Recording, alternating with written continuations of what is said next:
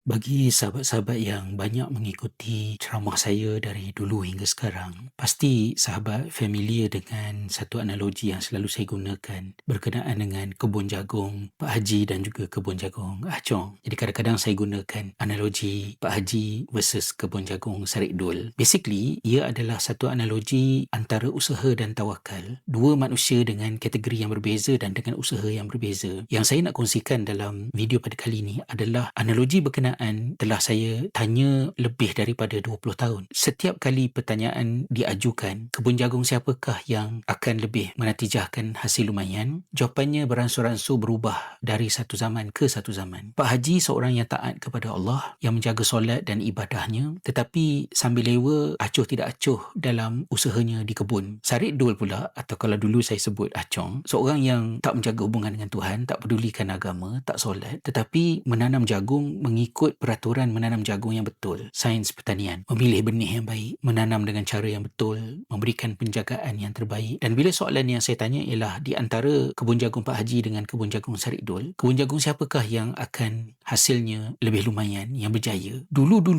jawapan yang lazim saya terima, ramai yang akan menjawab kebun jagung Sarik Dul ataupun Ah Chong tadilah. Sebab dia yang tanam jagung ikut cara yang sepatutnya. Dan bila ramai yang menjawab kebun jagung Sarik Dul yang hasilnya lumayan, dia memudahkan saya untuk melanjutkan pertanyaan berikut. Siapa yang menumbuhkan pokok jagung? Jawapannya Allah. Siapa yang beribadah menyembah Allah? Pak Haji ke Sarik Dul ataupun Pak Haji ke Ah Chong? Jawapannya ialah Pak Haji. Kalau Pak Haji yang menyembah Allah, jagung Allah yang tumbuhkan. Kenapa Allah tumbuhkan jagung Ah Chong ataupun jagung Sarik Dul, bukan jagung Pak Haji? Dan daripada situ perbincangan boleh dilanjutkan berkenaan dengan usaha versus tawakal, sunatullah syariatullah, ilmu agama dengan ilmu sains. Tetapi dalam sekitar 10 tahun yang terakhir ini, lazimnya jawapan semakin banyak pergi kepada Pak Haji. Dan bila jawapannya adalah Pak Haji, jawapan itu datang daripada tanggapan siapa yang lebih kuat agamanya akan lebih berjaya, termasuk dalam hal-hal duniawi seperti penanaman jagung. Dan ini menjadikan perbincangan lebih kompleks. Dan mengapa? Untuk sampai kepada poin akhir yang kita nak tuju, iaitu bukannya jadilah Ah Chong ataupun Sarik Dul, tetapi jadilah seperti Pak Haji yang menjaga hubungannya dengan Allah, tetapi ikhtiarnya seperti Sarik Dul dan seperti Ah Chong. Agama pun dia jaga, tuntutan dari segi sistem kaedah agama pun jaga, sains pun jaga. Ikhtiar, sebab-musabab, cause and effect pun dia ambil kira. Dan untuk sampai ke situ, jalannya menjadi semakin kompleks dalam pertanyaan analogi semudah kebun jagung Pak Haji versus kebun jagung Ah Chong ataupun Sarik Dul. Ada sesuatu yang berlaku dalam pemikiran masyarakat kita hari ini.